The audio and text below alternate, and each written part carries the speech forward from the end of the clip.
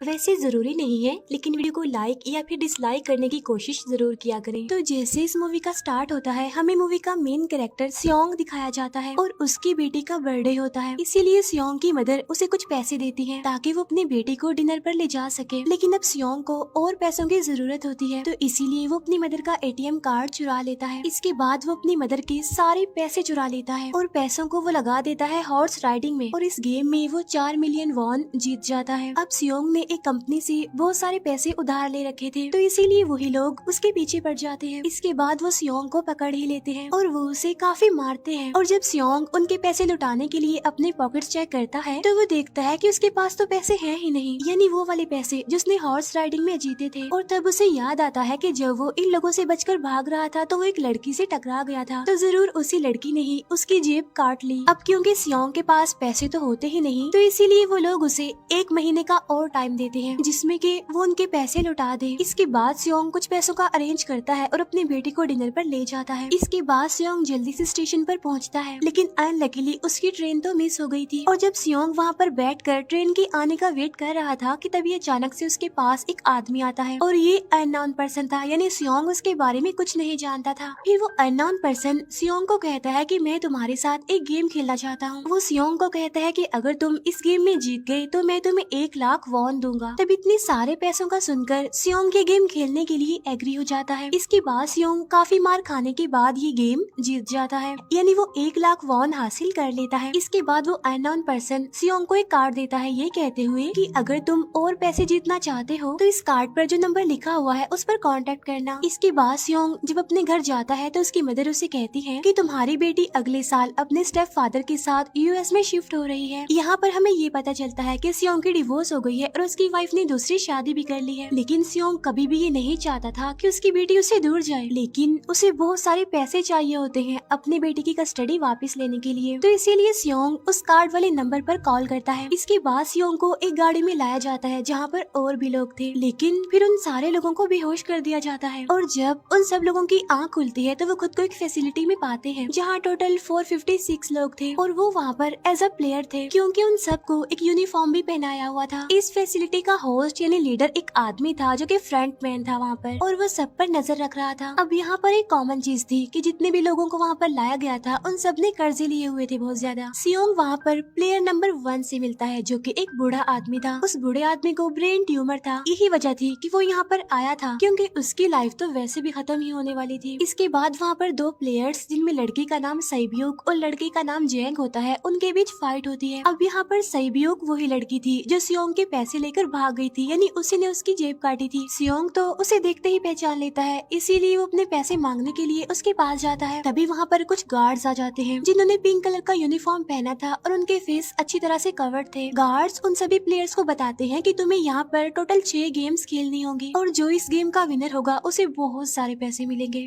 इसके बाद उन सबसे एक कॉन्ट्रैक्ट पर साइन करवाया जाता है और इस कॉन्ट्रैक्ट के 3 मेन रूल्स थे। पहला रूल ये कि कोई भी प्लेयर अपनी मर्जी से गेम को छोड़कर नहीं जा सकता। दूसरा रूल ये होता है कि जो भी प्लेयर खेलने से मना करेगा तो उस प्लेयर को एलिमिनेट कर दिया जाएगा, और उनके मुताबिक एलिमिनेट का मतलब क्या था ये तो हम आगे ही जानेंगे। गेम का तीसरा रूल ये था कि अगर मेजोरिटी इस गेम को खेलना नहीं चाहती तो वो इस गेम को छोड़कर जा सकते हैं। इसके बाद उन सबको गेम के लिए ले जाया जाता है। अब यहाँ पर सियोंग अपने क्लासमेट सेंगवू से भी मिलता है जो कि उसे बचपन से जानता था। सियोंग उसे वहाँ पर देखकर काफी हैरान होता है क्योंकि वो तो किसी बिजनेस के लिए आउट ऑफ कंट्री चला गया था। अब पहले गेम के लिए वहाँ पर एक काफी बड़ी डॉल थी और इस गेम का रूल काफी सिंपल था, और वो ये था कि डॉल जब भी गाना गाएगी उन सबको आगे बढ़ना है, और जैसे ही वो गाना गाना बंद करेगी तो उन सबको रुक जाना है और मूव नहीं करना है, और अगर कोई हिल गया तो उसे एलिमिनेट कर दिया जाएगा। अब स्टार्टिंग में तो ये सब कुछ उन्हें किसी प्रैंक की तरह लग रहा था, लेकिन जब एक लड़का हिल जाता है तो उसे शूट करके मार दिया जाता है, और यही होता है एलिमिनेट का मतलब, यानी उन्हें मार दिया जाएगा। अब ये देखकर वो सारे लोग काफी घबरा जाते हैं और उन्हें पता चल चुका था कि वो खतरे में है, इसीलिए लोग डरते हुए पैनिक करते हुए इधर उधर भागने लगते हैं।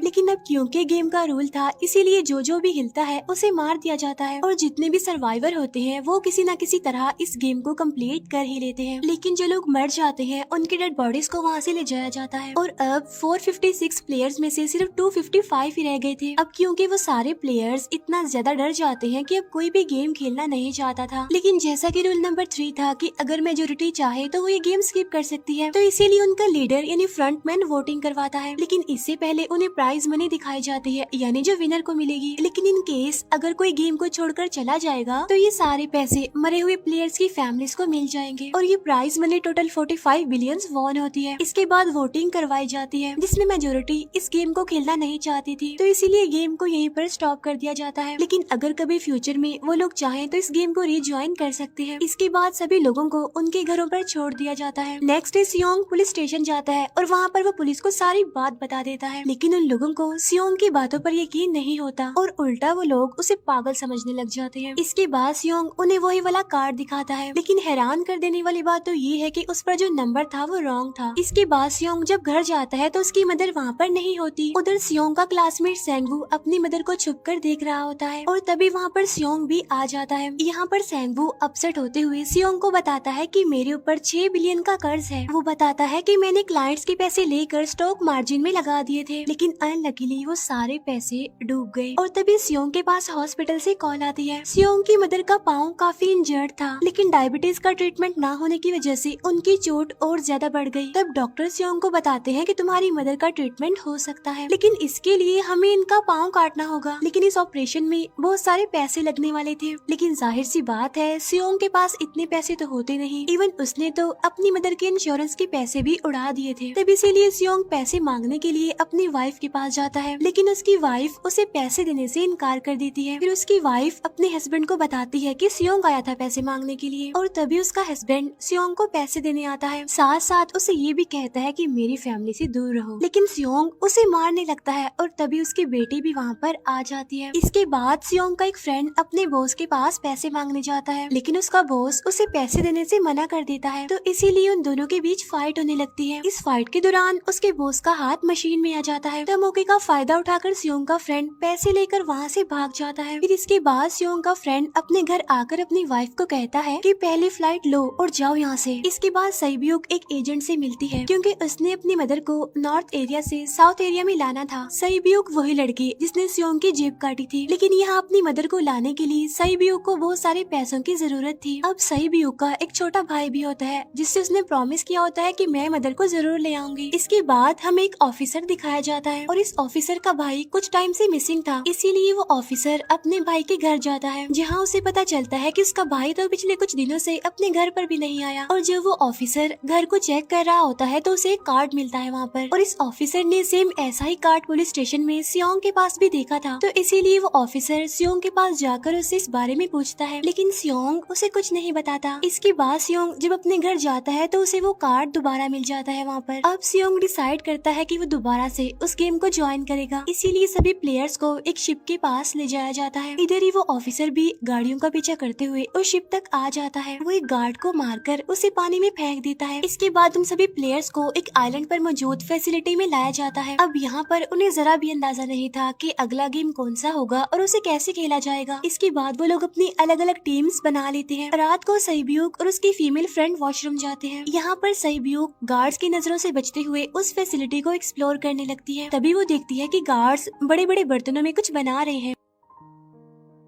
लेकिन अब क्योंकि गार्ड्स को शक हो जाता है तो ये गार्ड वॉशरूम्स को चेक करने के लिए आता है, लेकिन तब तक सईब्यूक वापस आ चुकी थी। इसके बाद सईब्यूक अपनी फीमेल फ्रेंड को सारी बात बता देती है जो उसने देखा था, लेकिन यहाँ पर सेंगवू उन दोनों की बातें सुन लेता है और वो इस बारे में सईब्यूक से पूछता है, जिस पर सईब्यूक बताती है कि वो बड़े बड़े बर्तनों में कुछ पका रहे थे। इसके बाद उन सभी प्लेयर्स को प्ले ग्राउंड में लाया जाता है, जहाँ पर उनके सामने 4 शेप्स थी। 4 शेप्स में से उन्होंने किसी एक शेप को चूज करना था। अब यहाँ पर सेंगवू को पता चल जाता है कि गेम क्या है और क्या करना है हमें। सेंगवू सियोंग को बताता है कि सबने अलग अलग शेप्स को चुनना है। इसके बाद उन सभी को एक छोटा सा बर्तन दिया जाता है जिसमें की शेप्स बनी होती है। अब गेम उनकी ये होती है कि उन्होंने किसी तरह उस शेप को बाहर निकालना है बगैर डैमेज किए, लेकिन अगर शेप जरा से भी खराब हो गई तो उन्हें एलिमिनेट कर दिया जाएगा, यानी मार दिया जाएगा। अब यहाँ पर सेंगवू तो इजिली उस शेप को निकाल लेता है, लेकिन सियोंग इतना ज्यादा घबरा जाता है कि उसकी हालत खराब होने लगती है, लेकिन फिर वो किसी न किसी तरह करके इस गेम को भी जीत लेता है। इसके बाद उन सबको वापस से रूम में लाया जाता है। अब यहाँ पर 187 प्लेयर्स वापस आए थे, जिनमें से अब सिर्फ 108 ही रह गए थे। इसके बाद उन सबको खाने के लिए ले जाया जाता है, लेकिन खाने की वजह से जैंग की एक लड़के से फाइट हो जाती है, जहाँ पर जैंग उस लड़के को इतना ज्यादा मारता है कि वो मौके पर ही मर जाता है। इधर ही हम देखते हैं कि उन प्लेयर्स में से एक डॉक्टर होता है जो गार्ड्स के साथ मिलकर मरे हुए लोगों के ऑर्गन्स निकाल कर उन्हें चाइनीज को बेचने का काम करता है। इसीलिए जब भी डेड बॉडीज को ले जाया जाता है तो वो डेड बॉडीज को गायब कर लेते हैं, क्योंकि ये सब कुछ एक प्लान के अकॉर्डिंग चल रहा था, क्योंकि ये सारा कुछ फ्रंट मैन से छुप कर हो रहा था। यही वजह थी कि कंट्रोल रूम में भी उन्होंने अपना ही एक आदमी बिठाया हुआ था जो कि उन लोगों की सारी वीडियो फुटेज डिलीट कर देता था, और गार्ड्स तो डॉक्टर को गेम के बारे में पहले ही बता देते थे ताकि वो सरवाइव कर सके। यहाँ पर एक गार्ड उसी प्लेयर डॉक्टर को बताता है कि आज हमने प्लेयर्स को जानबूझकर खाना कम दिया है ताकि वो आपस में लड़ने लगे, जिससे होगा ये कि सारे वीक प्लेयर्स गेम से आउट हो जाएंगे। साथ ही गार्ड डॉक्टर को अपनी अगली गेम के बारे में बता देता है। अब 30 मिनट के बाद वहाँ पर लाइट्स ऑफ होने वाली थी। अब यहाँ पर सेंगवू को पता था कि सियोंग की टीम जरूर कोई उल्टा काम करेगी, इसीलिए वो उस टीम को अपने पास बुलाकर उन्हें रिलैक्स रहने के लिए कहता है। उधर वो जो डॉक्टर प्लेयर होता है वो जैंग की टीम में शामिल हो जाता है। यहाँ पर डॉक्टर जैंग को बता देता है कि अगला गेम क्या होने वाला है। इसके बाद लाइट्स ऑफ हो जाती है और जैंग अपनी टीम के साथ मिलकर बाकी सभी को मारने लगता है। जैंग एक लड़की को मारकर सईब्यू को मारने जाता है, लेकिन तभी सियोंग उसे बचा लेता है। इसके बाद गार्ड्स वहाँ पर आकर उन सभी को रोक लेते हैं और अब टोटल 80 लोग रह गए थे। इसके बाद उन सभी को तीसरे गेम के लिए ले जाया जाता है और यहाँ पर उन्हें 10-10 प्लेयर्स की एक टीम बनाने के लिए कहा जाता है, और वो लोग ऐसा ही करते हैं, अपनी अपनी टीम बना लेते हैं। अब क्योंकि जैंग को अगली गेम के बारे में पहले ही पता होता है, इसीलिए वो सईब्यू की फीमेल फ्रेंड को अपनी टीम में नहीं रखता और वो अपनी टीम में सिर्फ मर्दों को ही रखता है। इसके बाद सेंगवू भी अपनी एक टीम बना लेता है। अब क्योंकि उन्हें एक प्लेयर की जरूरत थी तो इसीलिए सईब्यू की फीमेल फ्रेंड उनके टीम में शामिल हो जाती है, और ये गेम असल में टग ऑफ वॉर का होता है, यानी उन्होंने अपने सामने वाली टीम को नीचे गिराना था। इसके बाद गेम स्टार्ट हो जाती है और जैंग की गेम बड़ी आसानी से इस गेम को जीत लेती है। इसके बाद बारी होती है सेंगवू की टीम की। तब प्लेयर नंबर 1 यानी वो बूढ़ा आदमी कहता है कि मैंने अपनी जिंदगी में बहुत सारी टग ऑफ वॉर्स खेल रखी है, इसीलिए उन सबको गाइड करता है कि इस गेम को कैसे जीतना है। तो इसीलिए वो लोग किसी न किसी तरह करके इस गेम को जीत जाते हैं। फिर दिखाया जाता है कि 30 मिनट के बाद दोबारा से लाइट्स ऑफ हो जाएंगी, जिस पर सेंगवू उन सबको कहता है कि रेडी रहना। तो इसीलिए वो डिसाइड करते हैं कि एक एक करके हम पहरा देंगे। अब जैंग की टीम में एक से बढ़कर एक चालाक प्लेयर था, तो इसीलिए जैंग को डर होता है कि कहीं उसकी टीम उसे ही साइड पर न लगा दे, यानी उसे ही अपने रास्ते से न हटा दे। दूसरी तरफ डॉक्टर और गार्ड्स मिलकर डेड बॉडी की ऑर्गन्स निकाल रहे होते हैं और इन ऑर्गन्स को डिलीवर करने जाना था गार्ड नंबर 28 एंड 29। तब वो सभी एक डेड बॉडी के बारे में बातें करने लगती हैं जिसकी सिर्फ एक किडनी थी और वो उसे ज़ॉम्बी कह रहे थे। अब यहाँ पर जो गार्ड नंबर 29 था, यानी जिसने वो ऑर्गन्स डिलीवर करने जाने थे, वो कोई और नहीं बल्कि वो ऑफिसर था जो गार्ड के बेस में वहाँ पर आया था। और ये सब बातें सुनकर उसे शक होता है कि शायद ये लोग मेरे भाई की बात कर रहे हैं, क्योंकि उसकी भी एक ही किडनी थी। इसके बाद नंबर 28 और 29 यानी वो ऑफिसर ऑर्गन्स को डिलीवर करने के लिए चले जाते हैं। रास्ते में वो ऑफिसर नोटिस करता है कि टनल में तो बॉम्ब लगा हुआ है। तब नंबर 28 उसे बताता है कि जब हम यहाँ से बाहर निकलेंगे तो इस जगह को ब्लास्ट कर दिया जाएगा। अब यहाँ पर वो ऑफिसर नंबर 28 से और इन्फॉर्मेशन लेने की कोशिश करता है, इसीलिए नंबर 28 को उस पर डाउट होने लगता है, इसीलिए वो उस ऑफिसर को अपना फेस दिखाने के लिए कहता है। अब यहाँ पर वो ऑफिसर अपना फेस भी दिखा देता है, साथ साथ वो नंबर 28 पर गन पॉइंट भी कर देता है। साथ साथ वो ऑफिसर उससे एक किडनी वाले आदमी के बारे में पूछता है कि वो कौन है जिसे तुम ज़ॉम्बी कहते थे, जिस पर वो नंबर 28 उससे कहता है कि वो तो एक लड़की थी। अब यहाँ पर नंबर 28 उस ऑफिसर को कहता है कि तुम लीडर के रूम में जाकर सारी इन्फॉर्मेशन देख सकते हो, वहाँ पर सबका डाटा है। ये जानने के बाद वो ऑफिसर नंबर 28 को मार डालता है। उधर वो डॉक्टर गार्ड से अगली गेम के बारे में पूछता है, लेकिन इस बार गार्ड्स को भी अगली गेम के बारे में पता नहीं होता। तब इसीलिए डॉक्टर को गुस्सा आ जाता है और वो एक गार्ड को पकड़ लेता है और उनकी फाइट होने लगती है। इसी फाइट में डॉक्टर डॉक्टर उस गार्ड को मार कर वहाँ से भाग जाता है। इसके बाद एक गार्ड भी उसका पीछा करता है और वो दोनों प्लेग्राउंड में आ जाते हैं। यहाँ पर गार्ड डॉक्टर को अपनी बातों में फंसा कर उसे मारने वाला होता है, लेकिन तभी लीडर इन्हीं फ्रंटमैन आकर उसे मार डालता है और बाद में वो उस डॉक्टर को भी मार डालते हैं। साथ साथ इन्हें वहीं पर नंबर 28 की डेड बॉडी भी मिल जाती है, जिससे इन्हें ये पता चल जाता है कि फैसिलिटी में कोई घुस गया है। उधर वो ऑफिसर लीडर इन्हीं फ्रंटमैन के रूम तक पहुंच जाता है। तब वो चेक करते करते एक ऐसे रूम में जाता है जहाँ पर सबके रिकॉर्ड्स थे, और जब वो ऑफिसर रिकॉर्ड चेक कर रहा होता है तो उसे सभी विनर्स की एक लिस्ट मिलती है, जिसमें उसके भाई का भी नाम था, यानी वो भी कभी विनर था। उधर सभी प्लेयर्स को 4th गेम के लिए ले जाया जाता है, जहाँ पर उन सबको अपना अपना पार्टनर चुनने के लिए कहा जाता है, और वो प्लेयर्स करते भी ऐसा ही है, अपना अपना पार्टनर चुन लेते हैं। सहीब्यूक की फीमेल फ्रेंड भी अपना पार्टनर ढूंढने की कोशिश करती है, लेकिन कोई भी उसका पार्टनर बनने को तैयार ही नहीं था। इसके बाद सभी प्लेयर्स को 10-10 मार्बल्स दिए जाते हैं। असल में ये गेम ऐसी होती है कि एक प्लेयर को अपने पार्टनर से सारे मार्बल्स लेने होते हैं बगैर कोई जोर जबरदस्ती किए, और जो दूसरा पर्सन होगा यानी जिसके पास मार्बल्स नहीं होंगे उसे मार दिया जाएगा। फिर सैंगवू और सियोंग का फ्रेंड ऑड और इवन का गेम खेलते हैं, जिसमें कि उन्होंने गेस करना था कि सामने वाले के हाथ में कितने मार्बल्स हैं। अब यहाँ पर सियोंग का फ्रेंड सैंगवू के सारे मार्बल्स जीत जाता है, जिसकी वजह से लास्ट में सैंगवू के पास सिर्फ एक ही मार्बल बचता है। अब क्योंकि सैंगवू को पता चल चुका था कि अब वो बच नहीं पाएगा, इसीलिए वो सियोंग के फ्रेंड को अपनी बातों में फंसा कर उसे ये यकीन दिलाता है कि अगर हम में से कोई भी हार गया तो हारे हुए लोगों का मैच दोबारा करवाया जाएगा। अब यहाँ पर सैंगवू धोखे से सियोंग के फ्रेंड के सारे मार्बल्स चेंज कर देता है। इसके बाद सैंगवू मार्बल्स लेकर गार्ड को दे देता है और वहाँ से बाहर चला जाता है, और जब सियोंग का फ्रेंड मार्बल्स चेक करता है तो वहाँ पर पत्थर होते हैं। उधर प्लेयर नंबर 1 यानी उस बूढ़े आदमी की हालत खराब हो रही थी, इसीलिए वो तो इधर उधर घूम रहा था, लेकिन सियोंग किसी तरह उसे खेलने के लिए एग्री कर लेता है। अब यहाँ पर वो दोनों यानी वो बूढ़ा आदमी और सियोंग भी इवन आउट खेलते हैं। अब इनमें से वो बूढ़ा आदमी सियोंग के सारे मार्बल्स जीत जाता है, लेकिन लास्ट राउंड में वो बूढ़ा आदमी भूल जाता है कि उसने क्या चूज किया था। तो यहाँ पर सियोंग उसे बातों में फंसा कर उसके सारे मार्बल्स ले लेता है, लेकिन यकीन मानिए कि वो बूढ़ा आदमी काफी चालाक था। उसने एक मार्बल अपने पास ही रखा हुआ था और वो दोबारा से इधर उधर घूमने लगता है। अब यहाँ पर सियोंग उसे रिक्वेस्ट करता है कि प्लीज मेरे साथ एक और गेम खेलो ना। तब यहाँ पर वो बूढ़ा आदमी कहता है कि मुझे पता है कि तुमने सारे मार्बल्स धोखे से लिए हैं मुझसे। वो कहता है कि मुझे सब पता था, बस मैं पागल बनने की एक्टिंग कर रहा था।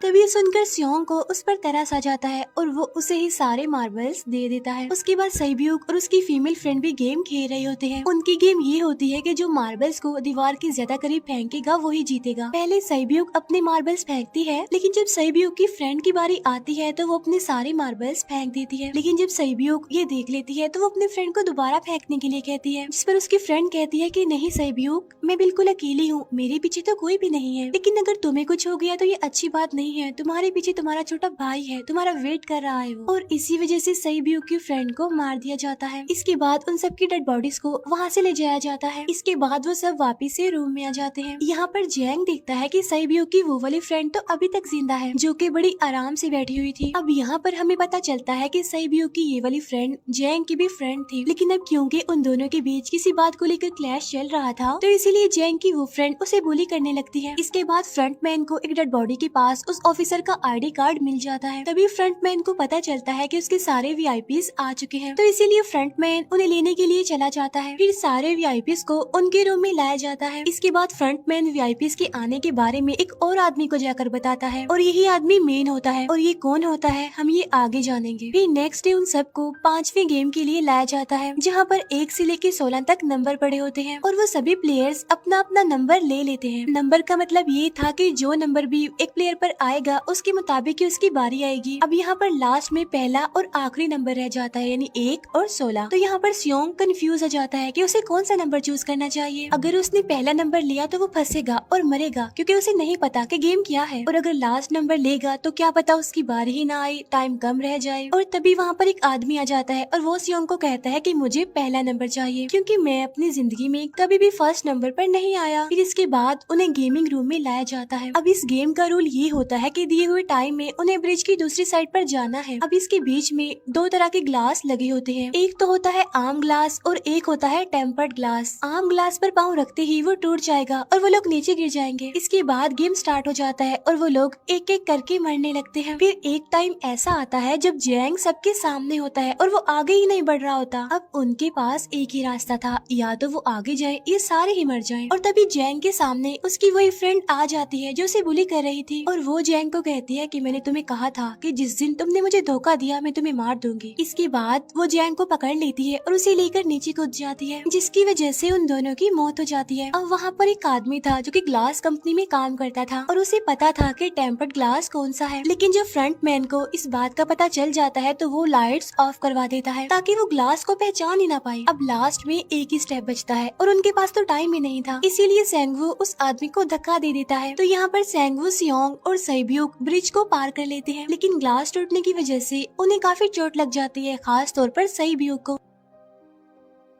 उधर उस ऑफिसर ने एक सर्वेंट को मारकर उसकी जगह खुद ले ली थी। अब एक वीआईपी को उस ऑफिसर पर शक होता है और वो उसे कहता है कि अपना मास्क रिमूव करो, लेकिन वो ऑफिसर कहता है कि ठीक है, लेकिन मैं अंदर जाकर अपना मास्क रिमूव करूंगा। इसके बाद वो ऑफिसर उस वीआईपी को लेकर अंदर चला जाता है। अंदर जाकर वो ऑफिसर उस वीआईपी को बेहोश कर देता है और इस बात का पता फ्रंट मैन को चल जाता है, इसीलिए फ्रंट मैन उसके पीछे जाता है और वो उस ऑफिसर को देख लेता है, इसीलिए वो ऑफिसर वहाँ से भागकर आइलैंड पर आ जाता है। फ्रंट मैन भी उसका पीछा करते हुए वहाँ पर आ जाता है। अब यहाँ पर वो ऑफिसर अपने सीनियर्स को कॉल करने की कोशिश करता है, लेकिन कॉल कट हो जाती है। फिर वो ऑफिसर उन्हें सारे सबूत भेजता है, लेकिन वहाँ पर नेटवर्क नहीं था। इसके बाद फ्रंट मैन ऑफिसर को पकड़ लेता है और उसे उनके साथ चलने के लिए कहता है, लेकिन वो ऑफिसर तो उस फ्रंट मैन पर गोली चला देता है। इसके बाद फ्रंट मैन अपना मास्क उतार देता है, तो वो ऑफिसर देखता है कि वहाँ पर कोई और नहीं बल्कि उसका अपना भाई है वो। इसके बाद ऑफिसर का भाई यानी फ्रंट मैन उसे शूट कर देता है और वो जाकर पानी में गिरता है। उधर ग्लास लगने की वजह से सैब्यूक काफी इंजर्ड हो गई थी और उसका बहुत सारा खून भी बह रहा होता है। इसके बाद तीनों सर्वाइवर्स को